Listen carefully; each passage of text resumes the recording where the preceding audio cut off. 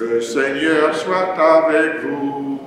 Et avec votre esprit. Évangile de Jésus-Christ selon Saint Jean.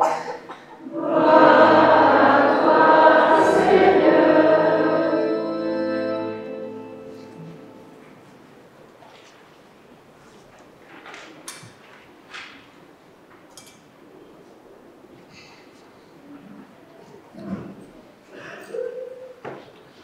En ce temps-là, Jésus se manifesta encore aux disciples sur le bord de la mer de Tibériade.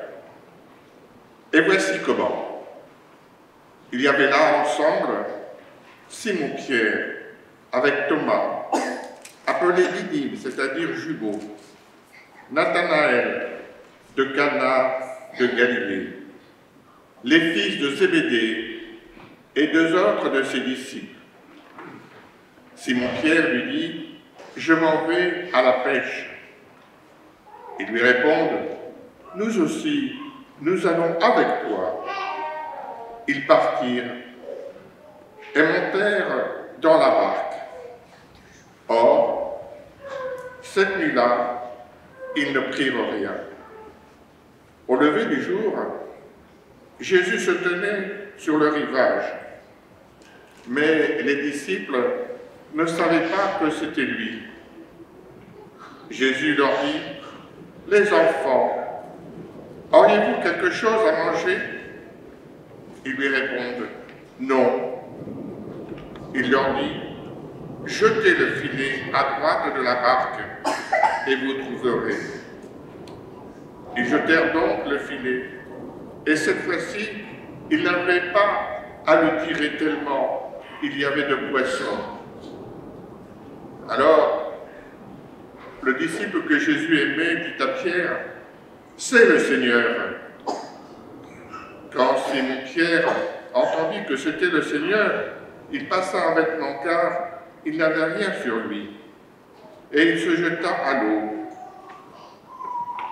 Les autres disciples arrivèrent en barque, traînant le filet plein de poissons. La terre n'était qu'à une centaine de mètres. Une fois descendus à terre, ils aperçoivent disposé là un feu de braise avec du poisson posé au-dessus et du pain. Jésus leur dit « Apportez donc de ces poissons que vous venez de prendre. » Simon-Pierre remonta et tira jusqu'à terre le filet plein de beaux poissons. Il y en avait 153. Et malgré cette quantité, le filet ne s'était pas déchiré. Jésus leur dit alors « Venez manger ». Aucun des disciples n'osait lui demander « Qui es-tu » ? Seigneur, il savait que c'était le Seigneur. Jésus s'approcha. Acclamons la parole de Dieu.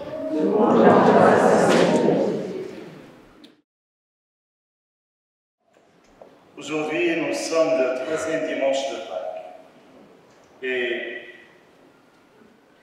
nous avons une belle occasion de parler de l'amour de Jésus, de la mission qu'il nous confie et aussi de la façon dont Marie nous accompagne dans tout cela.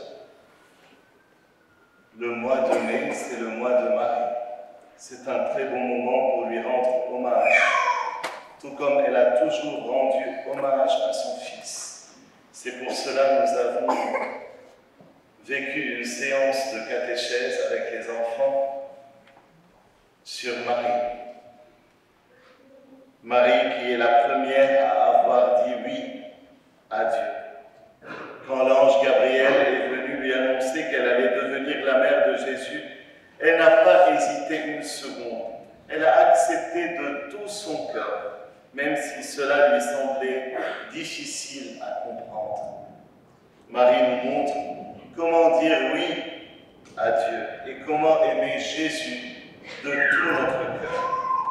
Elle est là pour nous aider chaque jour à grandir dans notre foi et à suivre Jésus, comme elle l'a fait elle-même. Vraiment, la Vierge Marie est une mère pour nous tous.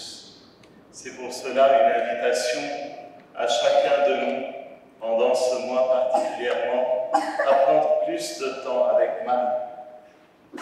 Prier le chapelet, lui demander de nous aider à aimer Jésus comme elle l'a fait. Dans l'histoire des actes des apôtres, les disciples de Jésus ont un travail très important. Ils doivent parler de Jésus, raconter qu'il est ressuscité, qu'il est vivant, qu'il veut offrir à tous son amour et sa joie. Mais les chefs religieux de l'époque ont dit aux apôtres, arrêtez de parler de Jésus. Arrêtez de parler de Jésus. Si on veut dire, arrêtez aujourd'hui de parler de Jésus, est-ce que vous arrêtez?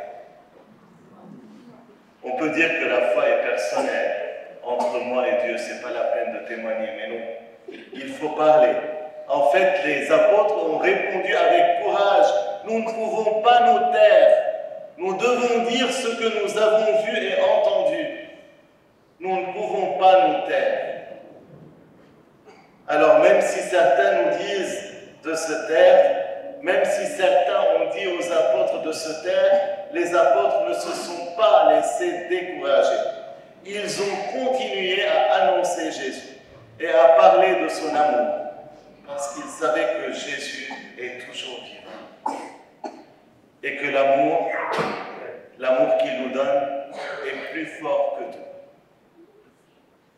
Et dans l'évangile de Saint Jean, il y a une très belle histoire après la résurrection de Jésus. Les disciples sont au bord d'un lac. Ils pêchent, mais ils ne trouvent rien. Alors Jésus se tient sur la plage, sans qu'ils le reconnaissent tout de suite. Et il dit aux disciples, jetez vos filets à droite et vous trouverez du poisson. Et là, leurs filets se remplissent de poissons. C'est un grand miracle. Mais après, Jésus les invite à venir prendre le petit déjeuner avec lui. Du poisson, c'est bien, un petit déjeuner de poisson.